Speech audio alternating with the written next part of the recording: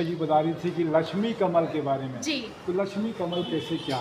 जैसे हम लोग के इधर कमल जो जी। कमल रहता है उसको श्रेष्ठ मानते हैं कि जी। भगवान के इधर इस पे चढ़ता है चरणों में। जी। तो उसी तरह ये क्योंकि सकुलेंट हमारे इधर का पौधा है ही नहीं, जी। तो वो कमल की जैसी आकृति है, इसलिए हमने अपने इधर उसको लक्ष्मी कमल बोलना शुरू कर दिया।